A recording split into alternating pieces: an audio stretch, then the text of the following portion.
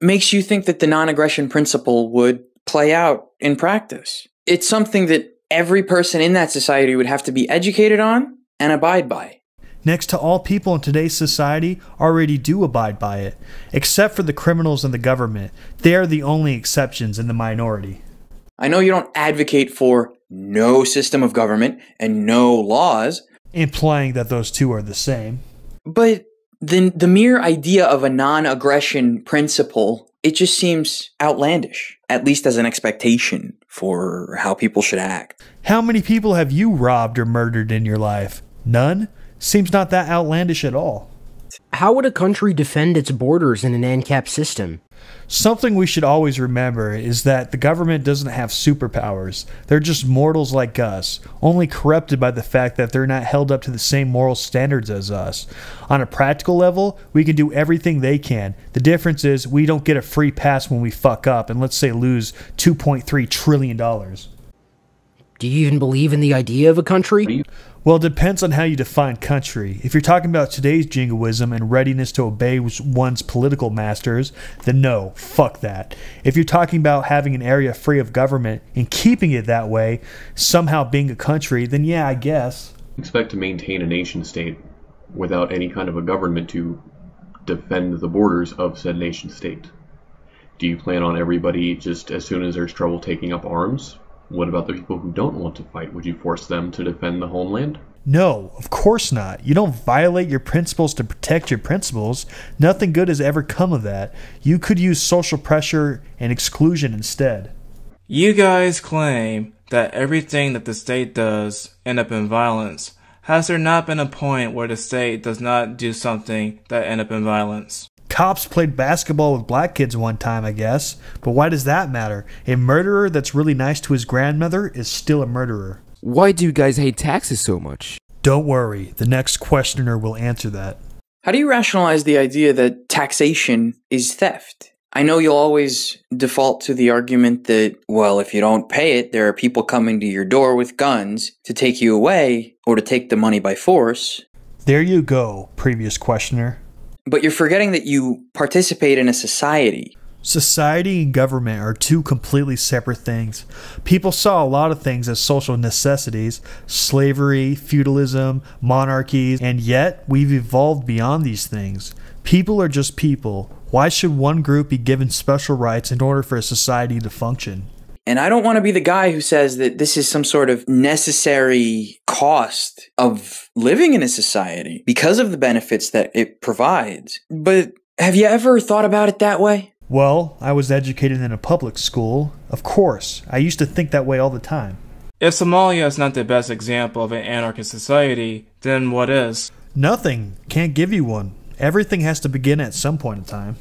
How do you expect to keep your citizenry safe from rogue companies, essentially, who want to cut corners at the cost of the consumer and workers' safety? Realistically, you really can't cut the costs on workers' safety.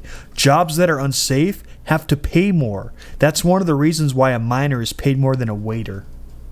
If a constitutional republic is not the best way to run a country, what is the best government to run a country? None. How do you implement a working ANCAP society? You dispel the myth that members of the government have a special right to use violence against others.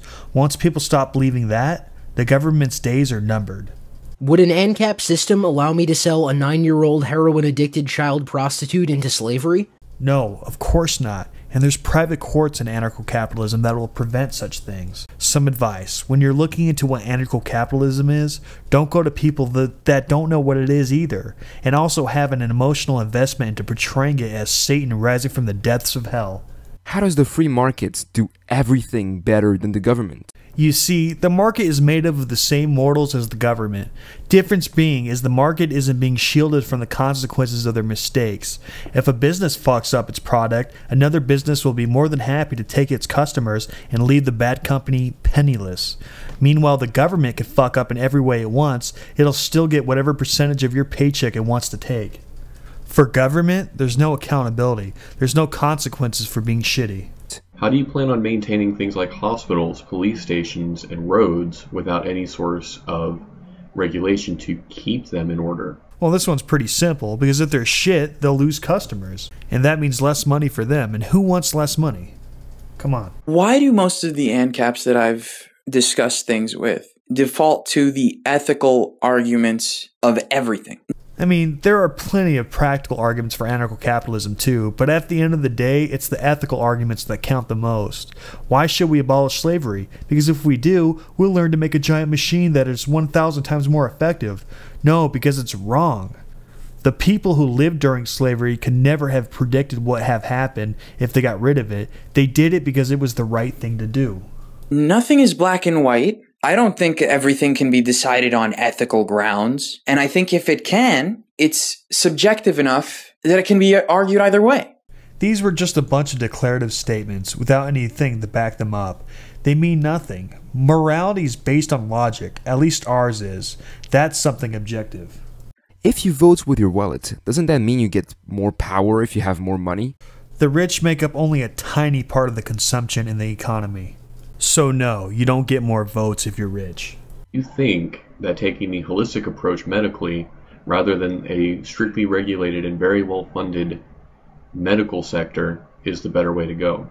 No, personally, I don't think that. I'm very skeptical of alternative medicine, but if you choose to use alternative medicine, I have no right to stop you.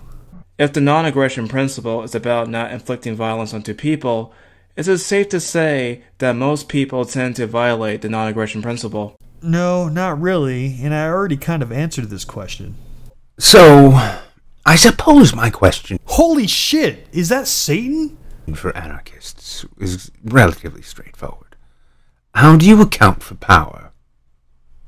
Now, this being with the recognition that power is itself a force of nature, an inevitability within social groupings, understanding that within social groupings, power structures will inevitably emerge, and that in large enough groups, over long enough periods of time, those structures will themselves become something of an institution.